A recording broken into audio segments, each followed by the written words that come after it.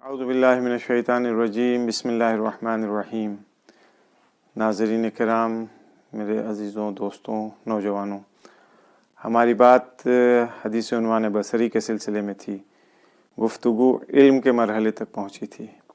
آخری جملہ جو میں نے لاسٹ سیشن میں کہی تھی، وہ رسول اللہ کی اس حدیث کو بیان کیا تھا جس میں حضرت فرماتے ہیں العلم و علمان، علم دو طرح کا ہوتا ہے، پہلا علم الادیان اور دوسرا علم الابدان۔ تو علم الادیان سے مراد دین والا علم ہے ادیان کے سلسلے میں، اور دوسرا جو ہے وہ بدن سے ریلیٹڈ علم ہے۔ جب بھی علم کی گفتگو ہوتی ہے، اگر کوئی مولوی علم کی گفتگو کرتا ہے تو ایک جنرل کنسپٹ یہ ہے، لوگ یہ سمجھتے ہیں کہ یہ تو صرف قرآن کی گفتگو کر رہا ہے، حدیث کے لیے کہہ رہا ہے کہ علم جو ہے وہ بس یا قرآن ہے یا حدیث ہے، اس کے علاوہ کوئی علم نہیں ہے۔ یعنی ان ادر وے، دوسرے جملوں میں آپ کہہ سکتے ہیں کہ وہ مولویت کو پروموٹ کر رہا ہے، یعنی وہ چاہتا ہے، یعنی جتنے دوسرے علم ہیں سب کی وہ نفی کرتا ہے، سب کو وہ نہیں مانتا ہے، صرف اور صرف علم دین اس کی مراد ہوتی ہے۔ میں دوسروں کے بارے میں تو قضاوت نہیں کرتا، لیکن فی الحال میں اس پوائنٹ آف ویو سے گفتگو نہیں کر رہا ہوں۔ علم علم ہے، یعنی وہ چیز جو ہمیں نہیں معلوم ہے ہمیں معلوم کرنا ہے، سیکھنا ہے، اس کو اللہ کے لیے سیکھنا ہے، اللہ کی راہ میں اس کا استعمال کرنا ہے۔ علم، اب وہ علم دین ہو، اگر انسان خود غرضی کے لیے سیکھ رہا ہے، صرف اس لیے سیکھ رہا ہے کہ میں بھی جس دن مدرسے میں میرا داخلہ ہوا اس کے بعد سے میں بہت بڑا خطیب بن جاؤں گا، یا حوض علمیہ نجف میں، قم میں یا دوسری جگہ پہنچ گیا تو حجت الاسلام والمسلمین یا اس سے زیادہ آیت اللہ یا اس سے اور زیادہ آیت اللہ العظمیٰ بن جاؤں گا، صرف اس غرض سے اگر علم سیکھ رہا ہے تو یہ اس کے لیے ذرہ برابر فائدہ مند نہیں ہے۔ لیکن علم کو اپنی جہالت مٹانے کے لیے اگر سیکھ رہا ہے، وہ چیز جو اسے نہیں معلوم ہے اپنی ذمہ داری سمجھ کے اسے سیکھ رہا ہے، اپنی جہالت کو دور کرنے کے لیے، اس لیے سیکھ رہا ہے کہ خدا کی راہ میں اس علم سے استفادہ حاصل کرے گا، اس علم کو استعمال کرے گا خدا کی راہ میں، تو یہ حقیقی علم ہے، چاہے وہ علم دین ہو یا علم دنیا ہو۔ البتہ یہ علم دین اور علم دنیا، یہ تقسیم، میں اس تقسیم کو بھی صحیح نہیں مانتا کہ جو تقسیم کر رکھا ہے کہ یہ علم دین ہے یہ علم دنیا ہے، نہیں، علم دین عین علم دنیا ہے، علم دنیا بھی عین علم دین ہے، اس میں کوئی فرق نہیں ہے۔ ہمارے یوز کے اوپر ڈیپینڈ کرتا ہے کہ ہم اس کا کیسا استعمال کر رہے ہیں۔ اگر ہم دین کو دنیا حاصل کرنے کے لیے استعمال کر رہے ہیں، سیکھ رہے ہیں، تو یہ علم دین نہیں کہا جائے گا، یہ بھی علم دنیا ہی کہا جائے گا کہ دنیا حاصل کرنے کے لیے ہم نے سیکھا ہے۔ لیکن اگر ہم ظاہری اعتبار سے وہ چیزیں جو دنیاوی علوم میں جن کا شمار ہوتا ہے، اگر ہم ان کو خدا کی راہ میں استعمال کرنے کے لیے سیکھ رہے ہیں تو وہ عین دین کہا جائے گا کہ واقعی اس کے پاس دین کا علم ہے۔ تو یہ حدیث جو پیغمبر اسلام نے بیان فرمائی کہ علم ادیان یا علم ابدان، بدن کا علم یا دین کا علم ہے، یہ دو طرح کے علم ہوتے ہیں۔ خود پیغمبر اسلام نے ایک دوسری حدیث میں فرمایا تھا، معروف حدیث ہے، اطلب العلم ولو بالسین۔ عربی میں چونکہ چے نہیں ہوتا ہے اس لیے چین کی جگہ سین ہے، سواد سے۔ علم حاصل کرو چاہے تم کو چین ہی کیوں نہ جانا پڑے۔ اب رسول اللہ نے اس زمانے میں چین کے لیے کہا کہ چین جاؤ علم حاصل کرنے کے لیے، کیوں کہا؟ کوئی دوسری جگہ نہیں ملی تھی۔ چین اس زمانے میں، آپ دیکھیے روایت کے ساتھ درایت کی بھی ضرورت ہوتی ہے، عقل کے گھوڑے اگر انسان دوڑائے گا تو سمجھے گا۔ چین اس زمانے میں میڈیکل کے حساب سے، میڈیکل کے نالج کے لیے، میڈیکل کے علم کے لیے، طبی علوم کے لیے چین جو تھا وہ مرکز تھا۔ پیغمبر اسلام نے اس پس منظر میں کہا کہ تم کو، اچھا عربستان سے چین کی دوری بے انتہا زیادہ ہے، یعنی یہ دنیا کے ایک کونے سے دوسرے کونے والا حساب تقریباً لگتا ہے، کہ تم کو اگر علم حاصل کرنے کے لیے، مقصد صرف چین نہیں تھا، یہ کئی ساری تعویلیں یہاں پہ موجود ہیں۔ وہ چین سینٹر تھا میڈیکل کا، یہ ایک تعویل ہے۔ دوسری چیز ہے کہ پیغمبر یہ کہنا چاہ رہے تھے کہ کتنی دور بھی، ہزاروں کلومیٹر بھی اگر تم کو سفر کرنا پڑے علم حاصل کرنے کے لیے، تو یہ علم اتنی زیادہ اہمیت، اس کا علم کا اتنی زیادہ اہمیت ہے کہ تم وہ سفر کی صعوبتیں برداشت کرو، سختیاں برداشت کرو اور جا کر کے علم حاصل کرو۔ علوم مختلف اعتبار سے علم تقسیم ہوتے ہیں، مختلف اعتبار سے ان کے درجے ہیں، اور اپنے اہمیت کے اعتبار سے علم کے گریڈ ہوتے ہیں الگ الگ۔ امیر المومنین علی بن ابی طالب علیہ السلام ایک حدیث میں بیان فرماتے ہیں، یہ حدیث بھی بحار الانوار میں ہی ہے، جلد 1 صفحہ 218 کے اوپر۔ حضرت فرماتے ہیں کہ علم 4 حصوں میں تقسیم ہو سکتا ہے، یعنی علم کے 4 گریڈ ہو سکتے ہیں، 4 گریڈ کا علم ہو سکتا ہے۔ اچھا غور کیجئے گا، یہ 4 گریڈ یہاں پہ نہ بات علم دین کی ہے نہ علم دنیا کی ہے، دیکھیے غور سے۔ فرماتے ہیں پہلا گریڈ علم کا کیا ہے؟ فقہ۔ فقہ کس لیے ہے؟ ادیان کے لیے۔ اگر دین کے سلسلے میں علم حاصل کرنا ہے، ضروری نہیں ہے کہ آپ یہاں پہ دین سے مراد دین اسلام ہے، نہیں، کسی بھی دین کی، دین الہی ہو غیر الہی ہو، کسی بھی دین کے بارے میں اگر تعلیمات حاصل کرنی ہے تو وہ ریلیٹڈ ہوگی فقہ سے۔ علم فقہ حاصل کیجئے تاکہ اس دین، جس دین کی بھی فقہ حاصل کر رہے ہیں، اس دین کے آپ عالم ہو سکیں، یہ ایک بات۔ تو علم فقہ جو ہے وہ دین سے ریلیٹڈ ہے۔ میڈیکل، طب، اس کا تعلق جسم سے ہے، بدن سے ہے، تو اگر میڈیکل کی تعلیم حاصل کرے گا انسان، دوسرے گریڈ کے اوپر میڈیکل کو امام نے فرمایا ہے، یہ بدن سے تعلق رکھتا ہے۔ اس کے بعد گرامر کا علم، جسے نحو اور صرف کہا جاتا ہے، ادبیات کہا جاتا ہے، گرامر کا فائدہ کیا ہوتا ہے؟ گرامر کا یوز کہاں ہے؟ آدمی جب بولے گا تو اس کی زبان غلطیوں سے محفوظ رہے گی، صحیح بولے گا، غلط نہیں بولے گا۔ اور چوتھی چیز جو حضرت فرما رہے ہیں، چوتھا گریڈ علم کا، وہ علم نجوم ہے۔ ایسٹرولوجسٹ والا جو علم ہوتا ہے، جو ایسٹرولوجسٹ ہوتے ہیں، نجومی لوگ ہوتے ہیں، جو ستاروں کا علم جن کے پاس ہوتا ہے، تو امیر المومنین ستارے والے علم کے لیے بھی کہہ رہے ہیں۔ اس کا فائدہ کیا ہے؟ آدمی اگر یہ علم حاصل کرے گا تو اس کو وقت کا اندازہ ہوگا، وقت سمجھ سکتا ہے کہ ابھی کیا ٹائم ہوا ہے، کیا ٹائم نہیں ہوا۔ ابھی جو بھی علم نجوم سے ہی، ستاروں کی گردش سے ہی، زمین اور چاند کی حرکت سے ہی یہ سارے ٹائمنگ مشخص ہوتی ہیں، چاہے وہ نماز کا ٹائم ہو، دن ڈوبنے کا وقت ہو، یا تاریخ جو چینج ہو رہی ہے، سال چینج ہو رہا ہے، ان سب کا تعلق جو ہے وہ علم نجوم سے ہے۔ تو زمانے کو پہچاننے کے لیے جس علم کی ضرورت ہے وہ علم نجوم ہے، زمان کو غلطیوں سے بچانے کے لیے جس علم کی ضرورت ہے وہ گرامر ہے، جسم کو، بدن کو سالم اور تندرست رکھنے کے لیے جس علم کی ضرورت ہے وہ میڈیکل ہے، اور کسی مذہب اور کسی دین کی شناخت کے لیے جس علم کی ضرورت ہے وہ فقہ ہے۔ امام صادق علیہ السلام بھی فرماتے ہیں، دیکھیں گریڈ کیسے امام بیان کر رہے ہیں علم کے، وجدت علم الناس کل فی 4، لوگوں کے، دنیا میں جتنے لوگ ہیں، لوگوں کے علوم کو ہم نے 4 چیزوں میں پایا ہے۔ امام فرما رہے ہیں، اولھا ان تعرف ربک، پہلی چیز اپنے خدا کو پہچانو، والثانی ان تعرف ما صنع بک، دوسری چیز یہ کہ یہ پہچانو کہ اس نے تم کو کیسے خلق کیا ہے، یعنی تم کو اس شکل میں خلق کیا ہے تو کیوں خلق کیا ہے، کس مقصد کے تحت خلق کیا ہے، کیسے خلق کیا ہے، یہ آنکھ یہاں ہونے کے بجائے یہاں اگر ہوتی، ناک یہاں کے بجائے یہاں ہوتی تو کیا ہوتا، یعنی اپنے اناٹومی کے بارے میں آپ غور و فکر کیجئے، ان چیزوں کو پہچانیے۔ تیسری چیز ان تعرف ما اراد منک، آپ سے خداوند عالم کیا چاہتا ہے، کیا چاہتا ہے۔ اور چوتھی چیز والرابع ان تعرف ما یخرجک من دینک، چوتھی وہ کون سی چیز ہے جو آپ کو دین سے خارج کر دے گی، دین سے نکال دے گی۔ اگر یہ 4 چیزیں انسان سمجھ لے، ان 4 چیزوں کو بیس بنا کر کے کسی بھی علم کو حاصل کرے تو وہ علم اس کو کمال تک پہنچا سکتا ہے۔ یہ علم کی عظمت کی طرف اشارہ کر رہا ہے کہ یہ علم اتنی عظیم چیز ہے کہ وہ انسان کے وظیفے کو بھی مشخص کر سکتا ہے کہ اس کی ڈیوٹی کیا ہے، انسان کو بے دین ہونے سے بھی روک سکتا ہے، انسان کو دوسرے مراحل میں بھی اس کو اعلیٰ مرحلے اور اعلیٰ منزلوں تک پہنچا سکتا ہے۔ امیر المومنین علی بن ابی طالب علیہ السلام فرماتے ہیں، معرفت اللہ سبحانہ اعلی المعارف، خداوند عالم کی شناخت، اس کی پہچان اعلی المعارف، اس سے بہتر اور اس سے عظیم معرفت کوئی دوسری ہے ہی نہیں۔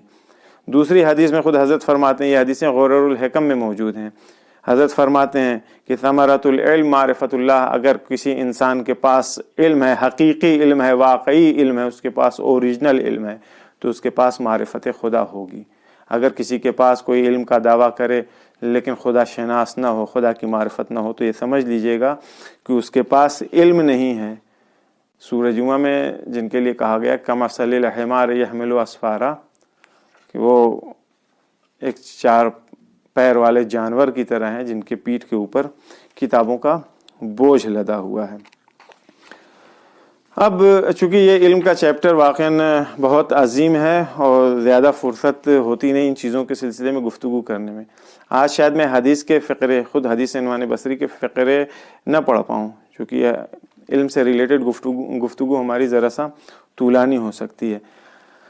ایک انسان ہے، وہ علم حاصل کرتا ہے، علم حاصل کرنے کے بعد وہ عالم بن گیا ہے، تب جو حقیقی عالم ہے، اوریجنل عالم ہے، اس کے اندر کون سے اوصاف ہونے چاہیے، ہم انہیں کیسے پہچانیں گے؟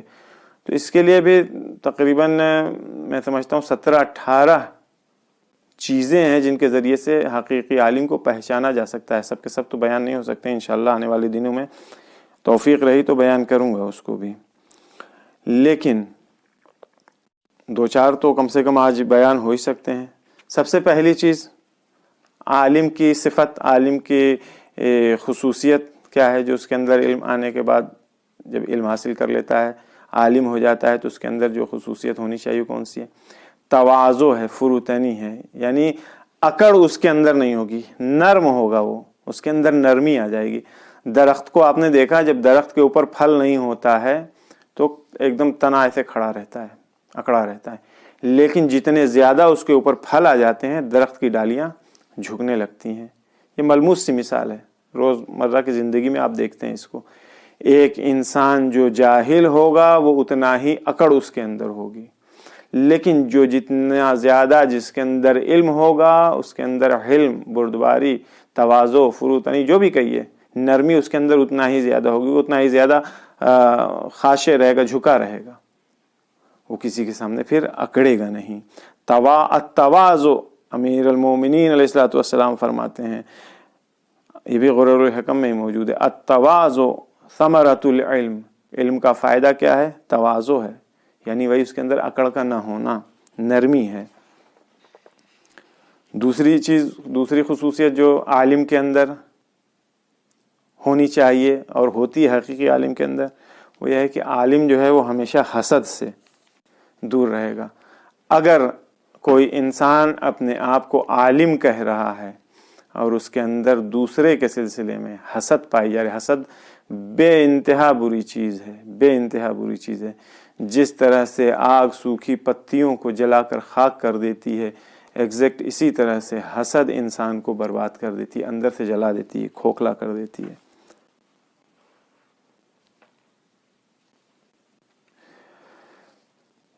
علم کی آنکھ، عین البراءۃ وعینہ البراءۃ من الحسد، امام علیہ الصلوۃ والسلام فرماتے ہیں کہ عالم کی جو آنکھ ہے وہ علم ہے، براءۃ من الحسد، کون سی آنکھ؟ جس آنکھ کے اندر حسد نہیں پایا جاتا۔ یہ عالم کی خصوصیت ہے کہ اس کے اندر حسد نہیں ہے۔ اگر حسد ہے وسوسہ شیطانی، کیونکہ شیطان ان چیزوں کو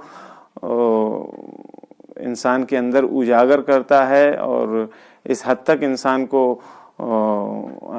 کے اندر حلول کر جاتا ہے، سوار ہو جاتا ہے کہ پھر انسان حسد کا شکار ہوتا ہے۔ جب حسد کا شکار ہوتا ہے تو پھر علم کسی چیز کی کوئی خبر نہیں ہوتی ہے، انسان کی زندگی برباد ہوتی ہے۔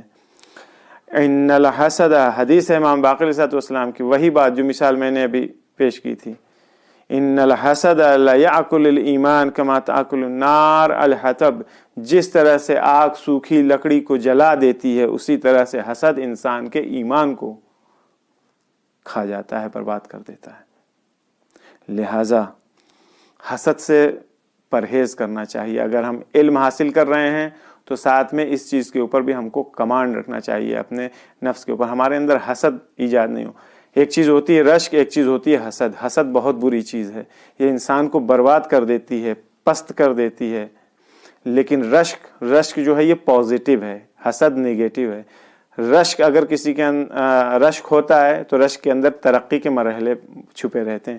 مثال کے طور کے اوپر ہم ایک شخص کو دیکھتے ہیں، وہ بھی ہماری طرح، ہماری ہی اتنی عمر، ہماری طرح اس کے سارے امکانات، جتنے نعمتیں ہمارے پاس ہیں ایگزیکٹ یہ اتنی نعمت اس کے پاس ہے، یا ممکن ہے ہم سے کم ہو، اس کے پاس بہت ساری چیزیں عمر میں بھی ہم سے کم ہو، لیکن وہ تعلیم کے اعتبار سے ہم سے بہت اچھا، اخلاق کے اعتبار سے ہم سے بہت اچھا، دوسرے معاملات میں حافظے کے اعتبار سے بہت اچھا۔ اب میں اس کو دیکھ رہا ہوں، میں حسد کروں اس کو دیکھ کر کے، اس کی ٹانگ کھینچنے کے چکر میں پڑوں، اس کو ذلیل رسوا کرنے، یہ ہماری پستی کی علامت ہے۔ لیکن میں اس کو دیکھوں، سوچوں کاش میرے پاس بھی اس طرح سے ہوتی، خدایا جیسے تو نے اسے عطا کیا مجھے بھی عطا کر دے، میں پھر کوشش کروں اس طرح کا بننے کی۔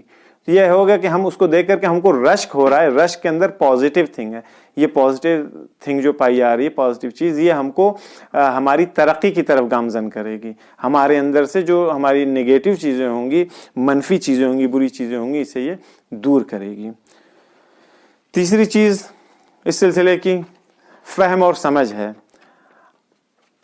ایک حدیث ہے، امام صادق علیہ الصلوۃ والسلام نے اپنے آباء و اجداد سے، یعنی انہوں نے اپنے والد سے، انہوں نے اپنے والد سے، انہوں نے اپنے والد سے، یہاں تک کہ یہ سلسلہ پیغمبر اسلام تک پہنچتا ہے۔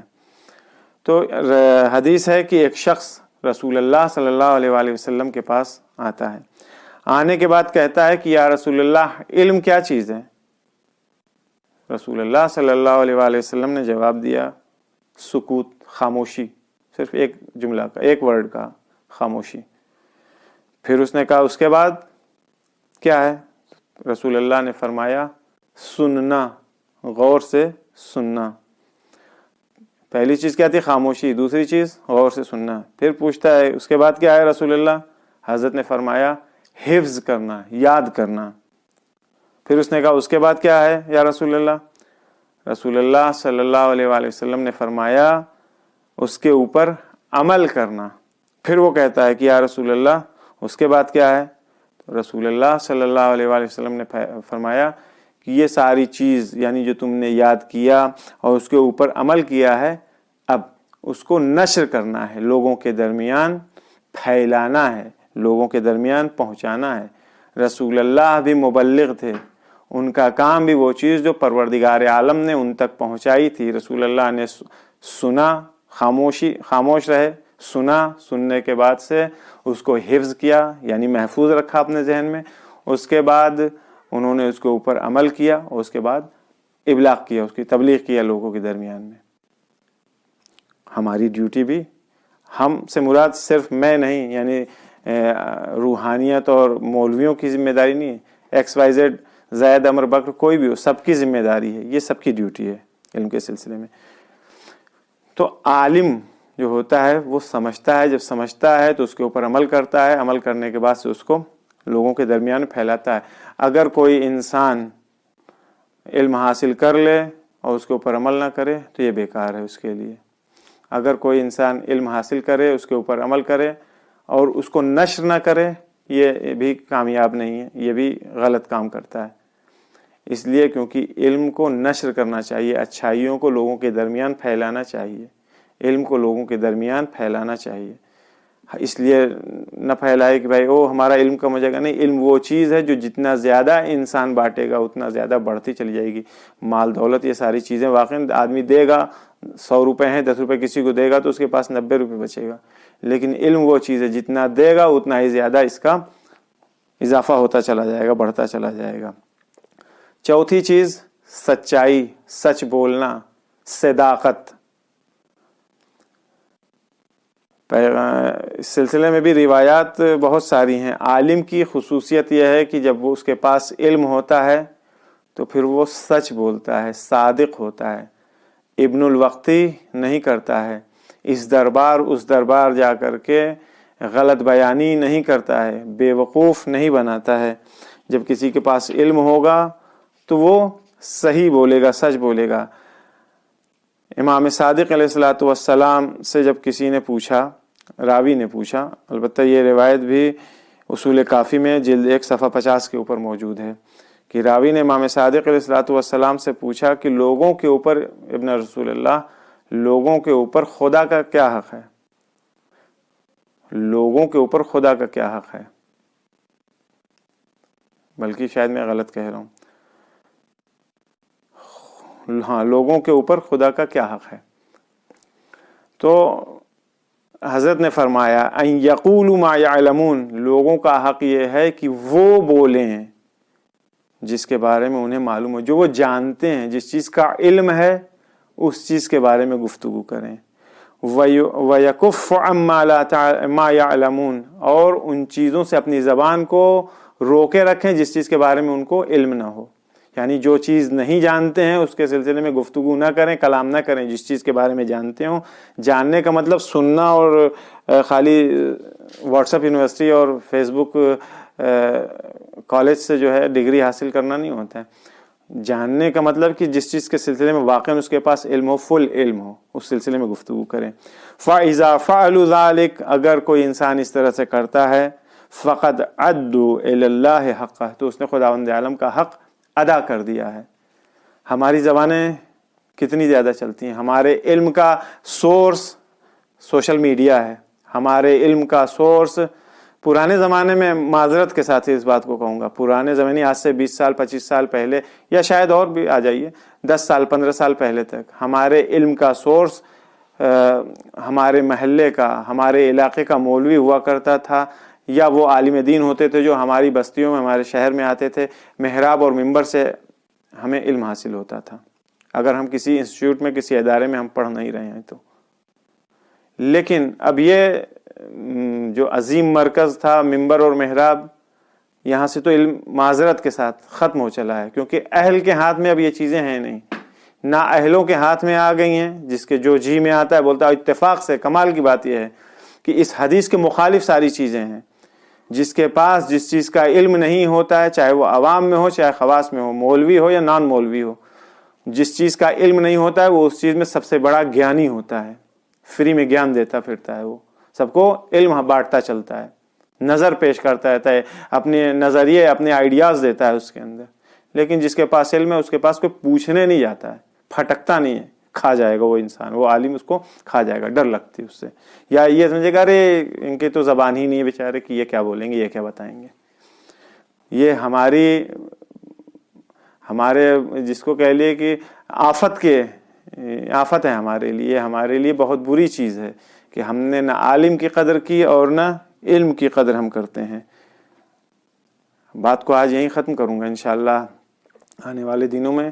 اب یہ علم کے سلسلے میں، عالم کے سلسلے میں گفتگو امپورٹنٹ ہے، اس لیے اس کو شاید 1-2 سیشن اس کا اور چلے گا. حدیث اپنی جگہ باقی ہے، اس کو بھی بیان کروں گا. پروردگار عالم کی بارگاہ میں دعا ہے کہ وہ ہم تمام لوگوں کو علم حاصل کرنے کی، صحیح علم حاصل کرنے کی توفیق دے، اور اس علم کو خدا کی راہ میں، چاہے وہ علم میڈیکل ہو، چاہے انجینئرنگ ہو، چاہے کچھ بھی ہو، دنیاوی علم ہو، دینی علم ہو، کوئی بھی، جو بھی ہم حاصل کریں وہ خدا کے لیے حاصل کریں، خدا کی راہ میں اس کو یوز کریں اور خدا کے بندوں کے بھلائی کے لیے اسے یوز کریں. پروردگار عالم کی بارگاہ میں ایک اور دعا ہے کہ یہ وبا اس نے بہت لوگوں کو ہم سے دور کر دیا، بہت لوگوں کو اس میں گرفتار کر دیا. پروردگار عالم جو اس دنیا سے جا چکے ہیں ان کی مغفرت فرما، اور جو خدا نخواستہ اس وبا میں مبتلا ہوئے ہیں کسی بھی طرح سے، اللہ انہیں شفائے کامل عاجل عطا فرما. السلام علیکم ورحمۃ اللہ وبرکاتہ.